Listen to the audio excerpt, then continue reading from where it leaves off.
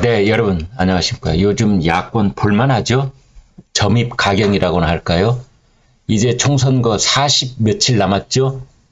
그런데 곳곳에서 들리는 충돌음, 결별, 이혼 도장, 내부 파열음, 집단 반발, 각자 도생, 볼만합니다. 역대 다른 선거에서도 이런저런 잡음이 없었던 적이 없지만 이번 같은 경우는 처음 보는 것 같습니다. 특히 이재명 대표가 지금 매일같이 충돌음을 내고 있는 이른바 하위 컷오프 평가 20% 31명 의원들한테 통보하는 과정에서 발생하고 있는 이 내부 파열음, 이것은 이제 이런 측면이 있습니다. 가령 김영주, 박용진, 윤영찬, 이제 이런 의원들을 이제 우리가 개인적으로 어떻게 평가하느냐와는 별도로 그 사람들은 수십 년씩 2선, 3선 이렇게 일을 해온 사람들도 있고, 또 나름대로는 그 자기네들 그룹에서 중추적인 역할을 해왔다고 스스로 생각하는 사람들인데, 그 사람들 정치 인생을 단칼에 낙제점을 주는 이제 그런 매우 불명예 제대에 가까운 일을 벌이는 거거든요. 불명예 제대를 당하는 사람들, 계급장 떼고, 아니 자기는 여기 별이 달려있다고 생각하는데 계급장 떼고 2등병 계급장 딱 얹혀가지고 불명예 제대, 오늘부터 저녁, 이게 하위평가 20%, 하위평가 10% 이런 낙인 효과인 겁니다. 이 사람은 그 이후로 무슨 일을 하든 설사 정계 은퇴를 선언하고 개인적으로 사업을 하든 또는 개인적으로 무슨 연구소를 차리든 이 사람 등에는 주홍 글씨가 붙는 겁니다. 하위평가 10%. 이거를 이제 회복하고 싶은 것이지요. 사실은 이 하위평가라는 것은 그 당사자가 돼보지 않으면 잘 알 수 없는 건데요. 이런 면박이 어디 있고, 이런 모멸감이 어디 있고, 이제 이런 겁니다. 지금 그런 소리가 야권에서 계속 들리고 있는 겁니다. 민주당은 공천 과정에서 충돌과 모멸감과 모욕감, 면박, 갑자기 멀쩡히 있는데 귀싸다기 때리기, 등에다가 주홍글씨, 너는 하위 인생이야. 하위 평가라는 건 너는 하위 인생이야. 너는 정치를 망쳐먹은 사람이야. 그런 평생 딱지가 붙을 수도 있다는 건데요. 지금 민주당 하위 20% 때문에 드디어 오늘부터 나오고 있는 단어가 공천학살. 비명행사 이런 말은 있었지만 공천학살 네 글자가 드디어 오늘 아침 조간신문에 이 주먹만한 활자로 지면을 수놓기 시작했습니다. 그래서 집단 행동이 있을 가능성이 있다. 그리고 대거 탈당 사태가 벌어질 수 있다. 지금까지는 이상민 의원 한 사람, 그 다음에 원칙과 상식 세 사람, 이 정도였는데 이제 10명 넘게 그룹으로 탈당할 가능성이 있다. 지금 서울은 한 명에게 거의 대부분 이제 통보가 간 것 같은데, 이제 그런 상황이 지금 줄을 이을 가능성이 있습니다. 그런가 하면 이른바 제3지대 빅텐트가 푹 찢어졌습니다. 정말 이렇게 해체되고 이렇게 파혼이 되어버릴 줄은 정말 그 누구도 예상치 못했을 것이다. 이제 이런 상황인 것이지요. 그러니까 공천 문제로 돌아가 보면은 지금 그 문학진 전 의원이 이재명 대표한테서 받았다는 전화, 이것이 연일 회자가 되고 있는데요. 이재명이 전화를 하더니 이렇게 말했답니다. 형님이 꼴찌입니다. 그러니까 지금 이재명 대표로부터 불출마 권고를 받았는데 그 내용이 어떤 내용이냐, 이게 이제 궁금한데 12월 16일, 1월 27일 두 번 전화를 받았답니다. 후보 적합도 조사를 했는데 그 내용을 전하면서 이재명이 다짜고짜 문학진한테 형님이 꼴찌입니다. 이렇게 말했다는 겁니다. 문학진 의원 지역구는 경기도 광주을입니다. 이제 문학진 의원은 여기에 예비 후보가 4명인데 자기들이 조사한 바에 의하면 문학진이 1등으로 계속 나왔다는 겁니다.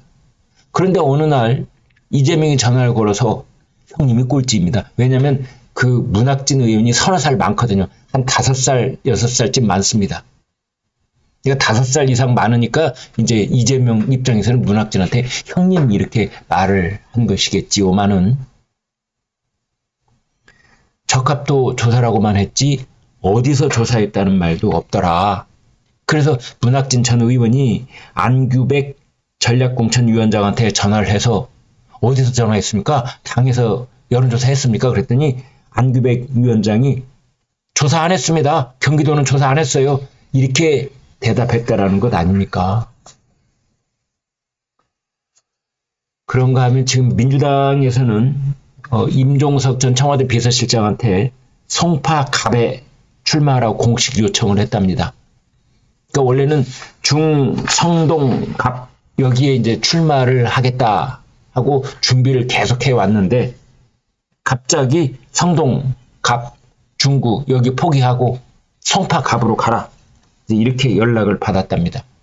그 안규백 전략공천위원장이 한 번만 더 기다리겠다 그랬다는 거거든요. 만약 송파갑에 응하지 않으면 아예 공천 탈락 이제 이런 겁니다. 지금 임종석 의원 쪽에서는 뭐 단순한 의사타진일 것이다. 지금 이렇게 버티고 있다는데요. 중구 성동갑에서 선거운동을 계속하겠다.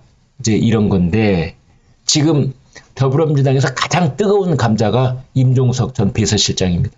만약 임종석 비서실장마저 공천에서 배제될 경우에는 정말 친문계에서 공천 학살이다라고 규정을 하고 집단 행동으로 바로 옮아갈 것으로 그렇게 예측해 볼 수가 있겠습니다. 지금 이제 민주당 지도부에서는 이건 공천관리위원회가 공천지역으로 선정한 곳이기 때문에 임종석 실장한테 더 이상 저항하지 말아라. 이제 이런 입장인 거고요.